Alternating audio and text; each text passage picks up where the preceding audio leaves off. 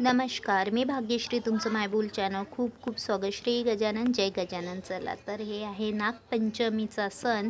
तर चला नागपंचमीच्या सणाची पूजा विधी कशी केली, कशी मांडली मी पूजा, ते सगळं मी तुम्हाला सविस्तरपणे दाखवते आणि सांगते. तर सगळ्यात अगोदर म्हणजे नागपंचमीच्या दिवशी आपल्याला पूजा करायची असते. तर पूजेत काय काय लागणार आहे चला मग दाखवते या.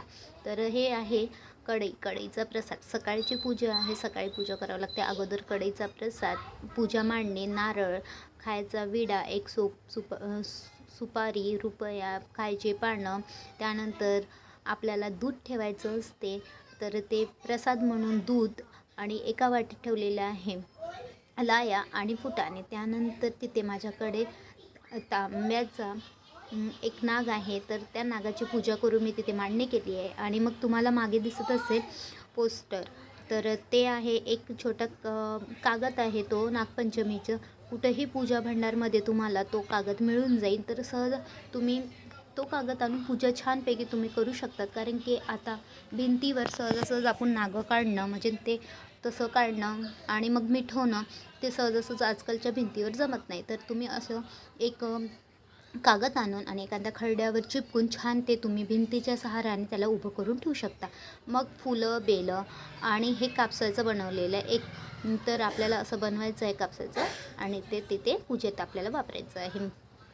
त्यानंतर दिवा लावलेला आहे, कढईचा प्रसाद, आरती केली, नारळ फोडला आणि अशी मी पूजा मांडणी केली. तर ही साधी सोपी पूजा होती. मी नेहमी दरवर्षी अशीच पूजा मांडते. तर ही माझी पूजा. त्यानंतर सायंकाळी तावा ठेवता येत नाही, पोळ्या बनवता नाही येत, त्यामुळे मग पुऱ्या आणि चिरचार कापकूप हे करता येत नाही. तर अगोदरच आदल्या दिवशी सगळं चिरून ठेवलेलं होतं. तर मग मी हा स्वयंपाक केला, सणाचा स्वयंपाक. तर हे नैवेद्य आणि हा व्हिडिओ तुम्हाला कसा वाटला तर नक्की मला कमेंट्स करा, शेअर करा आणि सबस्क्राईब करा. आणि तुम्हाला माहीतच असेल नागपंचमीची, नागदेवताची कहाणी तर सगळ्यांना माहीत आहे, त्यामुळे मी कहाणी सांगितली नाही, पण खूप छान कहाणी आहे.